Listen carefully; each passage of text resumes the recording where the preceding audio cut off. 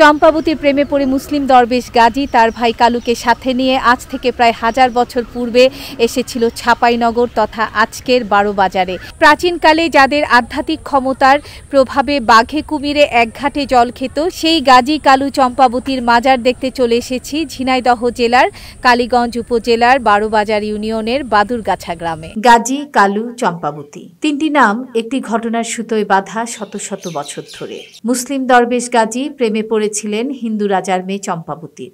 দুই ধর্মের দুই মানুষের এই প্রেমে পড়াটাই হয়েছিল কাল, হয়েছিল যুদ্ধ, হয়েছে কালোত্তীর্ণ এক প্রেম কাহিনী। গাজী আর চম্পাবতীর সাথে কালু নামটি জায়গা করে নিল মানুষের হৃদয়ে, গল্পে, পুঁথিপাঠে, যাত্রাপালা এবং সিনেমায়। গাজী কালু চম্পাবতীকে নিয়ে তৈরি হয়েছে যাত্রাপালা, গীতি, কবিতা, সিনেমাও। বাংলা ভাষাভাষী খুব কম মানুষই পাওয়া যায় যারা গাজী কালু চম্পাবতীর কথা শোনেননি। এতদিন আমি ভেবেছিলাম গাজী কালু চম্পাবতীর কাহিনী বুঝি শুধুই লোকগাথা বা কল্পকাহিনী।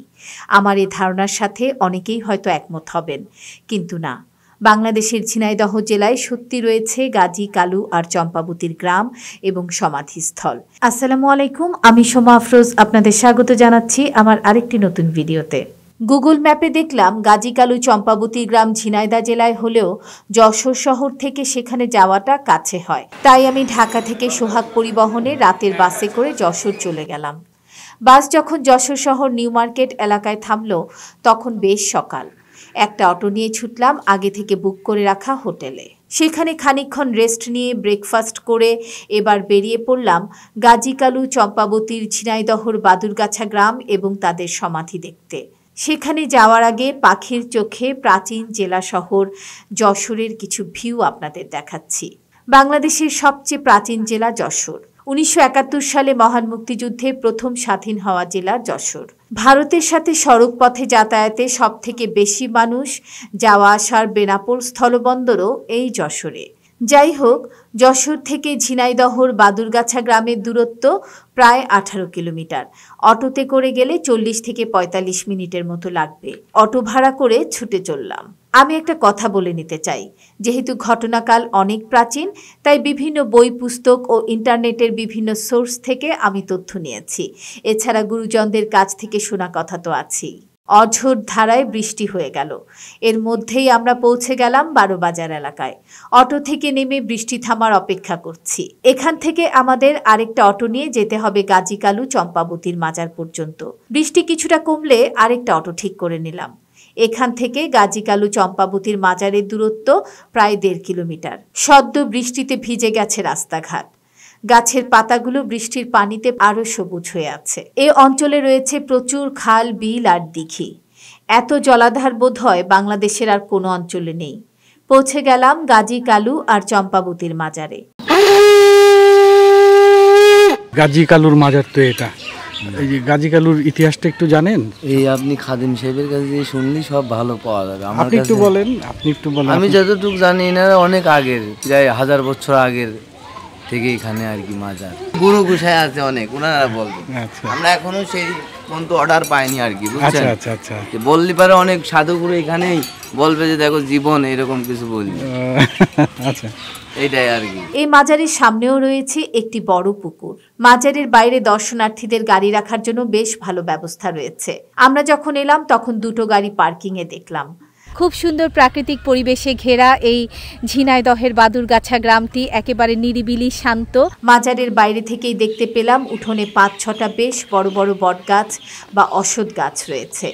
গাছে ঝুলে থাকা শিকড়ে নানা কালারের অনেক ছোট ছোট পলিথিন বাঁধা। কেন, কি কারণে তা বুঝতে পারলাম না। এসেছি যখন সব কিছু জানবো। চোখ গেল ভেতরে। সেখানে খাদেমরা পরিষ্কার পরিচ্ছন্নতার কাজ করছে। মূল মাজারে প্রবেশ করার আগে পাশে একটা চা দোকানে দেখলাম জটাধারী একজন বসে আছে। কোনো তারিখ জানা নাই না? না, এ তো 1400 বছর আগে এনাদের আমাকে মুরব্বীরা দেখে গেছে। 1400-1500 বছর আগে এনারাই বলে গেছে, দেখে গেছে এই গাজী কালুর চম্পাবতীর মাজার। আমরা এখন তো আগে ছোট বাইশটা তাদের কাছে, আমরা আর কি বলতে পারি। আচ্ছা, আপনি কি মাজারেই থাকেন? মাজারে থাকি। গাজী সাহেব ছিলেন বাদশাহ শাহ সেকেন্দার বাদশাহ শাসনদর বাদশার ছেলে ছিলেন। গাজী কি এই গ্রামে বসবাস করতেন? এই গ্রামে বসবাস করতেন। বিভিন্ন জায়গায় যাচ্ছেন, সফরে যাচ্ছেন। চম্পাবতী যে হিন্দু রাজার মেয়ে ছিল, এটা কি সত্য? সত্য। এখানে কার কার কবর আছে ভিতরে? এই জায়গাটায় গাজী কালু, গাজীর আছে, কালুর আছে, মা চম্পাবতীর আছে। আমাদের বুড়োরাও ভাষা বলতে পারবে না।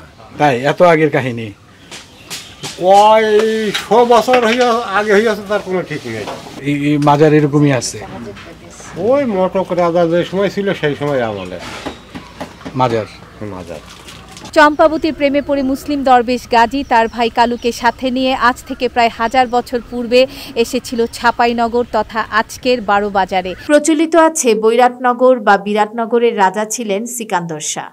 তো এই বৈরাটনগরের রাজা সিকান্দার শাহ আর রানী অজুপা সুন্দরীর দ্বিতীয় সন্তান হলেন বরখান গাজী, আর কালু হলেন তাদের পালিত পুত্র। অর্থাৎ কালু গাজীর আপন ভাই না, কিন্তু তাতে কি, তাদের দুজনের মাঝে ছিল দারুণ ভাব। কালু গাজীকে খুব ভালোবাসতেন, যেখানেই গাজী সেখানেই কালু, বিষয়টা ছিল এমন। রাজা রানী প্রাপ্তবয়স্ক গাজীকে রাজ্যভার দিতে ইচ্ছে প্রকাশ করেন, কিন্তু গাজী রাজ্যভার না নিয়ে পালিত ভাই কালুকে সাথে নিয়ে পালিয়ে যান সুন্দরবনে। রাজ্য শাসনে মোটেই মন ছিল না গাজীর। এর থেকে বনে বাদারে আর গ্রামগঞ্জে ঘুরে বেড়ানো ও আধ্যাত্মিক জ্ঞান লাভ করা ছিল তাদের জন্য চরম আনন্দের। এই সময় গাজী আর কালু বহু মানুষের কল্যাণ করেন। জনশ্রুতি আছে গাজী ও কালুর আধ্যাত্মিক প্রভাব এতটাই ছিল যে এর প্রভাবে তারা বাঘ ও কুমিরকে এক ঘাটে জল খাওয়াতে পারতেন। পরবর্তীতে গাজী কালু এমনই স্বনামধন্য হলেন যে এমনকি এখনও সুন্দরবনে হিন্দু ধর্মাবলম্বীরা বনদুর্গার বদলে যাদের পূজা করে তাদের মধ্যে গাজী কালু অন্যতম। অন্যদিকে চম্পাবতী ছিলেন হিন্দু সামন্ত রাজা মুকুট রায়ের মেয়ে। মুকুট রায় ছিলেন তখনকার সময়ে প্রতাপশালী রাজা, যার রাজ্য ছিল দক্ষিণে সুন্দরবন ও পশ্চিমে হুগলি পর্যন্ত বিস্তৃত। চম্পাবতী ছিলেন অপরূপ রূপসী। তার রূপের বর্ণনা পুঁথিতে এসেছে এরকম ভাবে: বিধুমুখী চম্পাবতী কার কাছে আছে বসি, জ্বলিতেছে রূপ যেন লক্ষ কোটি শশী। হঠাৎ চম্পার রূপ নয়নে হেরিয়া, মূর্ছিত হইয়া গাজী পড়িল ঢলিয়া। প্রথম দেখাতেই শাহ গাজী আর চম্পাবতী একে অন্যের প্রেমে পড়ে যায়, ভুলে যান নিজেদের জাত, ধর্ম, স্থান, কাল। প্রেম তো আর জাত ধর্ম মানে না।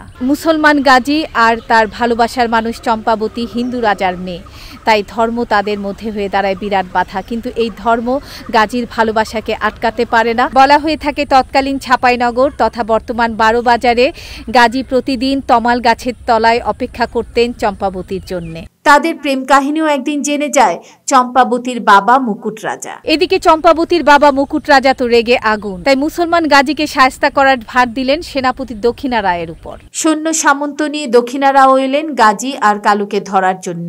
তবে সেনাপতি দক্ষিণা রাও পরাজিত হয়ে গাজীর কাছে ইসলাম ধর্মে দীক্ষা নেন। অন্যদিকে মুকুট রাজা পরাজিত হয়ে তার মেয়ে চম্পাবতীকে নিয়ে চলে যান ঝিনাইদহের বাড়ি বাথানে। পিছু পিছু গেলেন গাজী, সাথে ছিল কালু এবং দক্ষিণা রাও। যুদ্ধ করে মুকুট রাজাকে পরাজিত করে জয় করে নেয় চম্পাবতীকে গাজী, এবং তারা চলে যায় এখান থেকে সুন্দরবনে। এরপর গাজী, কালু, চম্পাবতী আর দক্ষিণা রাওয়ের শুরু হয় এক অন্যরকম জীবন। তারা একসাথে ধর্মের প্রচারে বের হয়ে হাজার হাজার মানুষকে কল্যাণের পথে নিয়ে আসেন। ধীরে ধীরে গাজী পীর বা লোকজ দেবতা হিসেবে পূজিত হন, যার প্রভাব আজও রয়েছে হিন্দু মুসলিম অধ্যুষিত সুন্দরবনে, যেখানে সবাই তাকে স্মরণ করে। যে কেউ সুন্দরবনে ঢোকার আগে হাত জোর করে বনবিবির পাশাপাশি গাজীর নামে দোহাই দিয়ে ঢোকে। গ্রামের সাধারণ মানুষ জঙ্গলে প্রবেশ ছাড়াও বিভিন্ন কামনা করেও গাজীকে স্মরণ করে থাকেন। নানা জায়গায় ধর্ম প্রচার করতে করতে এক সময় এসে তারা উপস্থিত হন এই ছাপাইনগরে, শ্রীরাম রাজার দেশে, অর্থাৎ এইখানে আজকের বাদুরগাছা গ্রামে। এখানেই তারা শেষ নিঃশ্বাস ত্যাগ করেন। শ্রীরাম রাজার স্মৃতিচিহ্ন হিসেবে আজও এখানে একটি দিঘি রয়েছে। এই হচ্ছে শ্রীরাম রাজার সেই প্রাচীন দিঘি। এই শ্রীরাম রাজার দিঘির দক্ষিণ পাশেই রয়েছে এই মাজার শরীফটি। আমি এবার মাজারের ভেতরটা দেখাচ্ছি। ঢুকতে একটি ফলক, সেখানে গাজী, কালু, চম্পাবতী সম্পর্কে সংক্ষিপ্ত ইতিহাস লেখা আছে।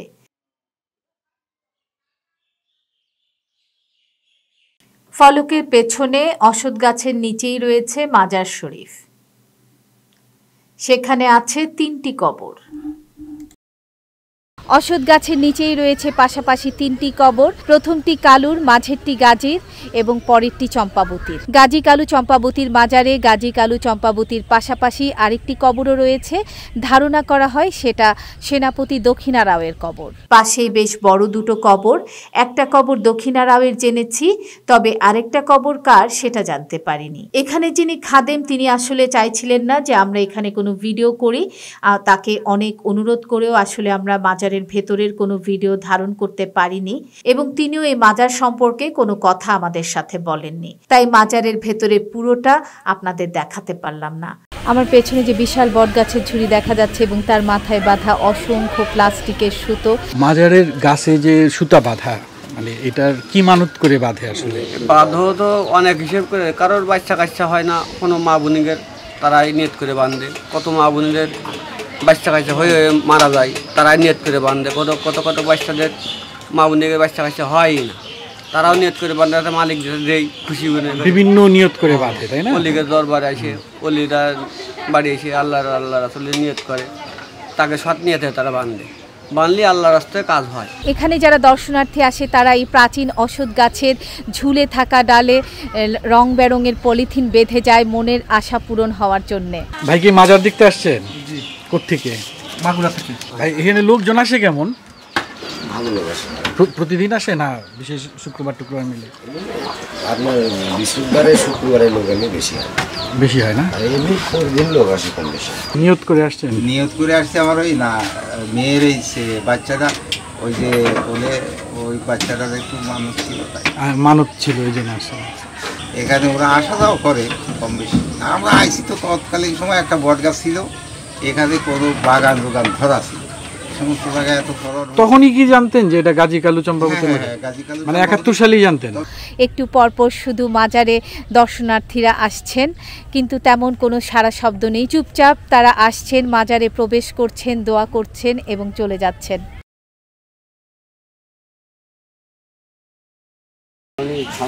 মাজারে আসছেন? কোত্থেকে? আমাদের বাড়ি ঠাকুরগা। ও ঠাকুরগা থেকে আসছে। এই মাজারে এসে দেখলাম হিন্দু মুসলিম সবাই এই মাজারে যাচ্ছে, তাদের মনোবাসনা পূরণ হওয়ার জন্য প্রার্থনা করছে। তাই আমি বলবো এই গাজী কালু চম্পাবতী মাজার শরীফ শুধু একটি আধ্যাত্মিক মাজারই নয়, এটি বহন করছে এক ভালোবাসার স্মৃতিচিহ্ন, বহন করছে ভ্রাতৃত্বের স্মৃতিচিহ্ন, পাশাপাশি এটি একটি মানবতা এবং সাম্যবাদেরও মাজার, কারণ এখানে ধর্ম বর্ণ নির্বিশেষে সব ধরনের মানুষ প্রতিদিন আসছে। গাজী কালু চম্পাবতী সম্পর্কে যে বিবরণ পাওয়া যায় তা সবই ঐতিহাসিক উপাখ্যান। গাজীর গীত, উপন্যাস, পুঁথি, সাহিত্য বা স্থানীয় প্রবাদ সর্বস্ব। সুতরাং গাজীর ঐতিহাসিক সত্যতা সম্পর্কে মতামত প্রকাশ করা দুরূহ ব্যাপার।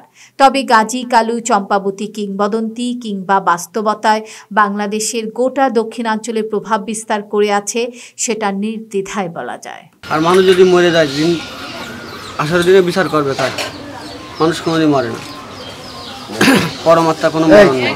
গাজী কালু চম্পাবতী মাজারের সামনে থেকে আমার আজকের এই ভিডিও এখানেই শেষ করছি। ভিডিওটি ভালো লাগলে লাইক, কমেন্ট, শেয়ার করতে ভুলবেন না। যারা আমার চ্যানেলটি সাবস্ক্রাইব করেছেন তাদেরকে অনেক অনেক ধন্যবাদ, আর যারা এখনও আমার চ্যানেলটি সাবস্ক্রাইব করেননি তাদেরকে অনুরোধ জানাচ্ছি প্লিজ আমার চ্যানেলটি সাবস্ক্রাইব করুন, বেল আইকন প্রেস করে রাখুন যেন নোটিফিকেশান পাওয়ার সাথে সাথে ভিডিও দেখতে পারেন। সবাই ভালো থাকবেন, সুস্থ থাকবেন, খোদা হাফেজ।